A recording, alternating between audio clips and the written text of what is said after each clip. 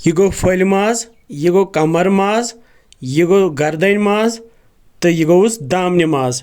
यथ लिफाफस लज अस यह गर्दन माज स्लिप, यह गो दानि फुल युस अस यथ लिफाफस मज थो, तो यपर थो अस यह माज फल यथ लिफाफस मज, तो यथ मज थो अस मथ अलग कुन। यह फल माज त्रहन यथ लिफाफस मज, तो थवन अस यह एयर टाइट कर। यथ अस मस, तो यह अस फल माज। अस्सलामु अलैकुम। आज बड़ ईद तो सारनी गरन मज कुर्बान माज सम्योमुत।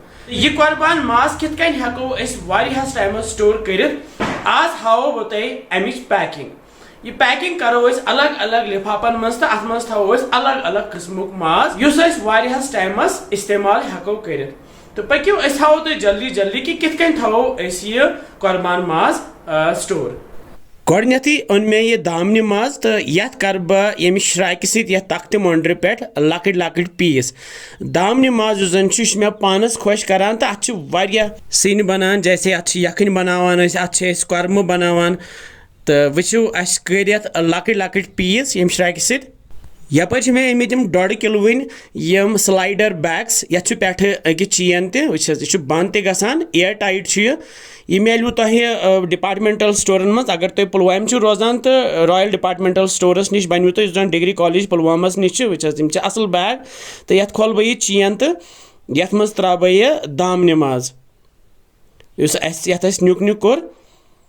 तो दामन माज त्रित कड़ बह ये मज सोरी हवा नबर इत कन वुचस, तो फैला बह यह माज। अत गछ हवा रोजन अंदर कहें, सोरी हवा कड़ित वुचस कर बह पे चेन बंद। तो गो अस पैक तैयार। तो वन मे यह स्लिप, तो ये स्लिपि पे लिख बह वन पे दामन माज वुचस फॉर, जैसे मे बनावन यखन, तो बह लिख दामन माज फॉर यखनी। तो यह लिखित था बह पे ये टेप वन वुचस पे तो ब्या हिस्स त्रोस वुचस गो अस पैक तैयार वुचस। माशाअल्लाह वारिया सहल। यह पैक तैयार कर थवन अस साइडस कुन। तो यपर मे तख्त मोंडर पे ओनमुत बे यह माज, यह गर्दन माज। तो यथ कर बह यम श्राइक सत निक निक पीस वुचस निकी निकी थवस, ताकि पत कड़नस मज गस आसानी नुक नुक पीस कर। मे ब्या बैग युथु जिपदार बर बह वन गर्दन मज ये बेस दमिस बैगस मज भरत कड़ो अस अत इथे कन हवा इत कन हुत कड़ो अत सती फैलावन बह वुचस। तो हवा कड़ित लग बह यथ पे इत कन गर्दन माज नेक मीट। इंग्लिश पे लिखोस, कशिर पे लिखोस। तो थो अस पे यह टैग लगत, ताकि अस गस पगह छाड़नस मज आसानी कि कुस माज कड़न कम डिश बनाने बापत वुचस। 2 लिफाफ गए तैयार। वन मे निमुत यह कमरुक माज, यह मोट मोट माज आसान, इस जन अस ज्यादातर कुर्मस मज इस्तेमाल करान। तो यथ तह करो अस नुक नुक वुचस नुक नुक करित अनो अस वन 3 बैग, तो बरो अस यह कमरुक माज अथ मज। अलग अलग कपटन हेकिव तुम इमन अथ माजस करित, तो पन्निस लिफाफस मज भरित इथे कन एयर टाइट थयित। जैसे हवा कोड़ो अस सोरी अथ, हवा जरूरी कड़न, क्या यूता यह एयर टाइट रोज यूता रोज यह वारियाहस टाइमस प्रिजर्व। तो अत लिखो अस इत कन कमर माज तो पे लगाओ इथे कन ट्रांसपेरेंट टेप, युथ अस पत आसानी गस कड़नस मज वुचस। गो अस 3 लिफाफ तह तैयार। तो वन अस यह फल माज, तो अत मे श्राइक सत इत कन लकट लकट फल बनमित, तो यह त्रा बह यथ चूरमिस बैगस मज वुचस। यह थवन रिपीट इथे कन, मगर माज बदलावन। तो इथे कन कड़ो अस अत हवा अत सती दिमोस प्रेस प्रेस, अत नेरी हवा पाने। पेट थो ये चेन बंद तो ये लिखो फल माज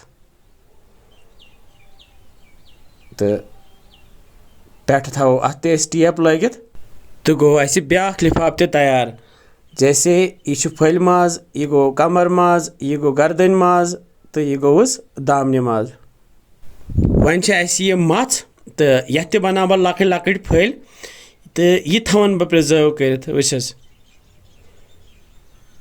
यह अड़जो रुस्त माज तो यह तोस कड़स बह अलग कुन तो यम जन यह मच फल यम त्राक बह ये लिफाफस मज एयर टाइट लिफाफ जिपदार ये लिख मे पे मथ बोनलेस मीट यह लगा बह ये पे तैयार यपर अन मे वन डेमिन यस मे थमस गोथी साफ कर तथ कर मे वन लकट लकट पीस तो यह त्रा बह वन बेस लिफाफस मज ये लिख मे पे कन डेमिन तो गो यह तैयार यपर मे वन यह चरवन यथ मज जन क्रहन माज तो शूश अत मे गोथ फकर थोमुत दित तो लकट लकट पीस कर थो बह यथ लकटिस लिफाफस मज सह साल नाटिन ये मज अनान सुई लिफाफ यह एयर टाइट आसान अत लिख मे पे कन यह चरवन तो बे दामन माज बे लिफाफस मज तो यह त्रो मे एथ पे वन चरब तो यह चरब यह थोमुत असल पे छलित यह थो बह वन इथे कन किलिस अयजान पत ये हकि तो पे थवन फ्रीजरस मज तो यपर फ्रीजर तैयार तो यम सारी लिफाफ यम जन त्रा बह अकि ये फ्रीजरस मज थवक इत लगित चटस वुस कन कपुर थवान लगित इथे कन थो ये माशाल्लाह जाय त कम रटान तो बे सेटिंग तथ असल रोजान पे फ्रीज गि तो हेको यह वारियास टाइमस पे इस्तेमाल कर यपर मे एयर टाइट बैगस मज निमुत बे माज तो ये मज मे निम मछ तो ये लिखो पे कन माज फल बीफ माज बोनलेस बीफ यह थो बह अलग कुन तो ये बेस लिफाफस मज मे थोमुत वन दानि फुल समेो वन अकुई वन समन बे तो पे त्रा बह अथ लिफाफस मज तो यपर थवक बह यम एयर टाइट लिफाफ तो ये पे कन वुस फ्रीजर थो कंटिन्यू चालू तो पे ये सात कह लिफाफ कड़न डिश बनावन तो सह हेको अकॉर्डिंगली बनवित अमे पे यह बे माज सह थो इथे कन एयर टाइट बैगन मज पैक कर तो थो फ्रीजरस मज स्टोर इथे कन लगित तुम वो किन थो यह माज अलग अलग पैकटन मज तो थो फ्रीजरस मज तो हेको यह वारियास टाइमस वो इस्तेमाल कर तो इंशाल्लाह समखो बे कैसा नयन वीडियो तुत कल थो पन ख्याल बिहु रबस हवाल अस्सलामु अलैकुम।